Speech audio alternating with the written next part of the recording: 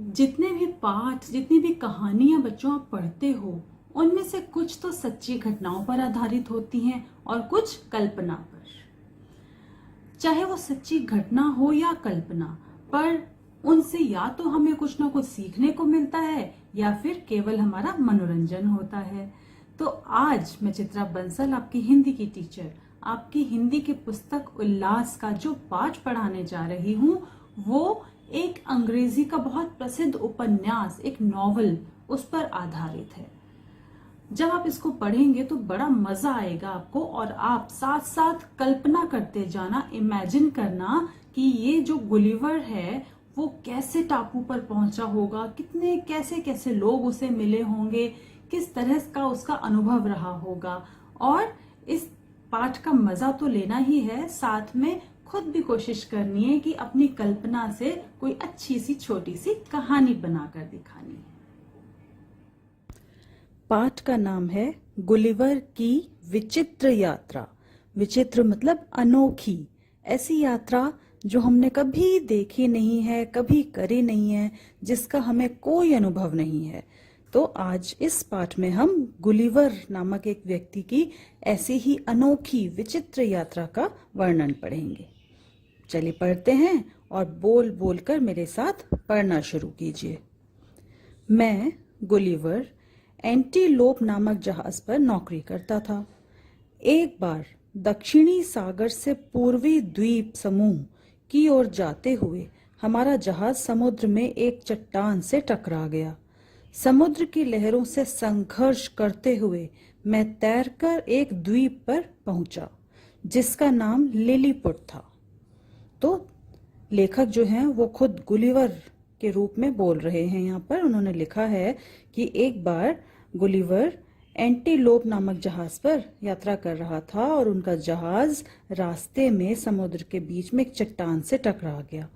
अब जहाज जब चट्टान से टकरा गया तो वो दुर्घटनाग्रस्त हो गया, डूब गया। तो किसी तरह से गुलिवर लहरों का सामना करते हुए, संघर्ष करते हुए तैरकर एक द्वीप पर पहुंचे, और उस द्वीप का नाम क्या था? लिलीपुट। मैं बहुत थक चुका था, अतः मैं तुरंत ही समुद्र के किनारे के पास मुलायम घास पर लेट गया, क्योंकि वो बड़ी दूर से तैरता हुआ ऊंची ऊंची लहरों का सामना करते हुए तैरकर उस द्वीप तक पहुंचा था, तो वो थक गया था। वो जाकर द्वीप पर मुलायम घास में लेट गया और उसे नींद आ गई। जब मेरी नींद खुली उस समय दिन का प्रकाश था। मैंने उठने का प्रयास किया, उठने की कोशिश की, किंतु मैं हिल भी न सका, क्योंकि मेरी टांगें और भुजाएं मतलब बाजुएं पतले पतले धागों से बंधी हुई थी।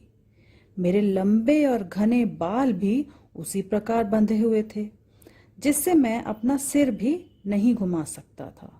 तो ये बड़ा अजीब सा किस्सा हुआ गुलिवर के साथ। जब उसकी नींद खुली तो उसने देखा उसका पूरा शरीर पतले पतले धागों से, उसके बाल भी धागों से बंधे हुए थे, जिसकी वजह से ना तो वो उठ पाया और ना ही अपना सिर हिला पाया। मैं आश्चर्य में पड़ा सोच ही रहा था कि अचानक मेरे कानों में एक विचित्र आवाज आई, एक अजीब सी अनोखी आवाज आई। तब मैंने अपने बाएं पैर पर किसी प्राणी के चलने का अनुभव किया। वह मेरे सीने पर होकर मेरी ठोड़ी तक आ गया। अब ये कैसे हो सकता है? कोई प्राणी उसके पैरों से चलता हुआ और चलते चलते उसके सीने से फिर ठोड़ी तक आ गया। ठोड़ी मतलब चिन्ह। जब मैंने उस प्राणी की ओर देखा तब मुझे पता चला कि वह एक नाटे कद का व्यक्ति है। नाटे कद का मतलब बहुत ही छोटे कद का, जिसकी ऊंचाई 6 इंच से अधिक नहीं थी। अपने हाथों में तीर और कमान लिए हुए है। उस व्यक्ति के पीछे उसके जैसे ही सैकड़ों व्यक्ति मेरे शरीर पर चढ़ आए। मैं जोर से चिल्ला उठा, कौन हो तुम? मेरा चिल्लाना था कि वो लोग लुढ़कते पुढ़कते और चीखते चिल्लाते भागे। क्यों? क्योंकि आप देखिए जरा चित्र में कि वो गुलिवर कितना विशाल, कितना बड़ा लग रहा है, और बाकी जो वह उस द्वीप के लोग थे वो उसके सामने बिल्कुल छोटे छोटे से लग रहे हैं, जैसे कीड़े मकोड़े होते हैं ना, ऐसे वो इतने छोटे छोटे से लोग हैं। अब जब गुलिवर ने जोर से चिल्लाया तो उसकी चिल्लाहट से, उसके मुंह से निकलने वाली आवाज और हवा के कारण लोग घबरा गए और तितर बितर हो गए, कुछ इधर उधर गिर गए। कुछ दूरी तक उन्होंने मुझ पर तीरों की वर्षा की। वे तीर मुझे सुइयों की तरह चुभ रहे थे। जो उन लोगों के लिए तीर थे, तीर कमान थे, उनसे निकलने वाले तीर तो गुलिवर के लिए छोटी छोटी सुइयां थी। उससे तो उसे कुछ असर ही नहीं हो रहा था। मैं समझ गया कि चुपचाप लेटे रहने में ही मेरी भलाई है, और पुनः नींद आ गई। तो वो चुपचाप लेटा रहा। उसे कुछ तो अजीब लग रहा था, और वो लोग उसको देखकर क्यों घबरा रहे हैं वो ये भी समझ गया था, क्योंकि वो इतना बड़ा था, इतना बड़ा व्यक्ति उन्होंने कभी देखा नहीं होगा। तो इसीलिए उन्होंने उसे बांध दिया था कि पता नहीं ये हमारा क्या नुकसान करेगा। तो गुलिवर ने सोचा कुछ नहीं करना चाहिए, तो वो फिर से सो गया। मुझे बहुत तेज भूख लगी थी, क्योंकि कई घंटों से मैंने कुछ भी नहीं खाया था। मैंने बार बार अपना हाथ मुंह की ओर ले जाकर उन्हें इशारा किया कि मैं भूखा हूँ।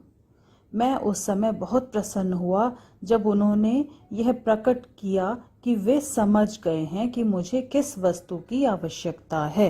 मतलब कम से कम गुलिवर इशारे से उन्हें ये समझा सका कि उसे भूख लगी है। बस फिर क्या था, मेरे मुंह के पास सीढ़ी लगा दी गई और सैकड़ों लोग टोकरियों में खाने का सामान ला लाकर मेरे मुंह में उड़ेलने लगे। ये क्या अजीब सी बात है, क्योंकि वो लोग तो छोटे छोटे से थे। जो उनके हिसाब से बड़ी बड़ी टोकरियां होंगी, वो गुलिवर के लिए तो छोटी सी एक चम्मच के बराबर है। तो वो उसके मुंह में डालते गए, पर उससे तो उसका पेट ही नहीं भर रहा था। उसने खूब खाया, खूब खाया।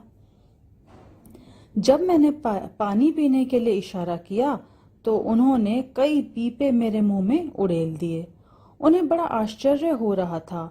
वे आपस में बातें कर रहे थे, इस मनुष्य का पेट है या कुआं? यह हम जैसे 1700 व्यक्तियों के बराबर खाता पीता है। वो तो होगा ही ना, वो तो छोटे छोटे से थे, छोटा छोटा उनका शरीर था।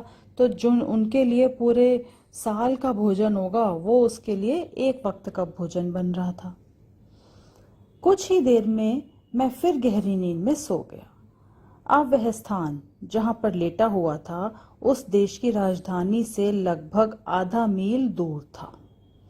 जब उन व्यक्तियों के राजा ने, जो उन्हीं की तरह नाटे कद का व्यक्ति था, मेरे विषय में सुना, तब उसने उन व्यक्तियों को आज्ञा दी कि मुझे नगर में यथाशीघ्र ले आएं।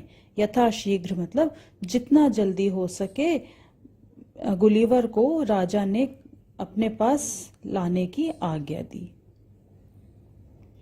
मुझे वहां ले जाना उनके लिए सरल कार्य नहीं था, किंतु वे उस कार्य को करने के लिए काफी चतुर थे।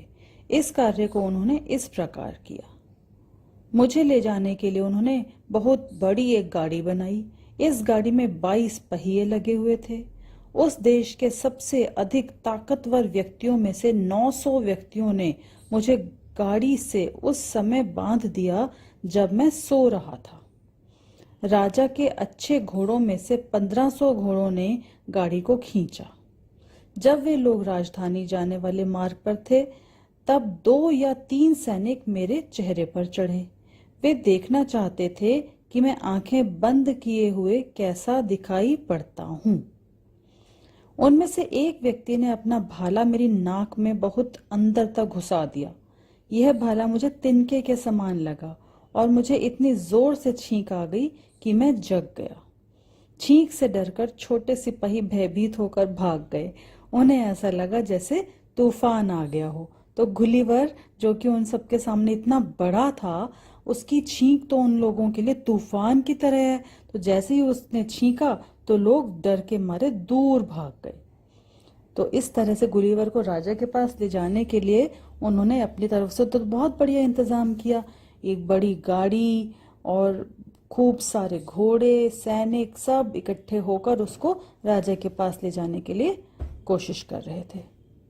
दूसरे दिन यात्रा समाप्त हो गई और मुझे नगर में ले जाया गया।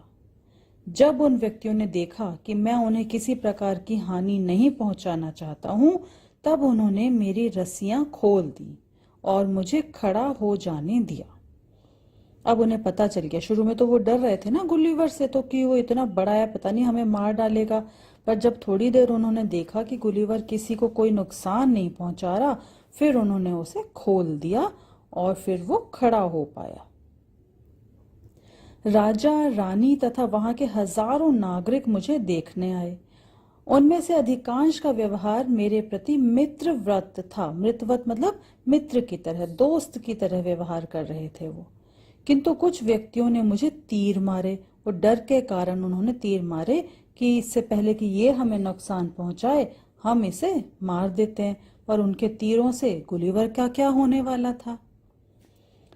उन बदमाशों में से मैंने 6 व्यक्तियों को पकड़ लिया और उनमें से 5 को अपनी जेब में रख लिया और ऐसा नाटक किया कि जैसे कि छठे आदमी को मैं जीवित ही खा जाना चाहता हूँ।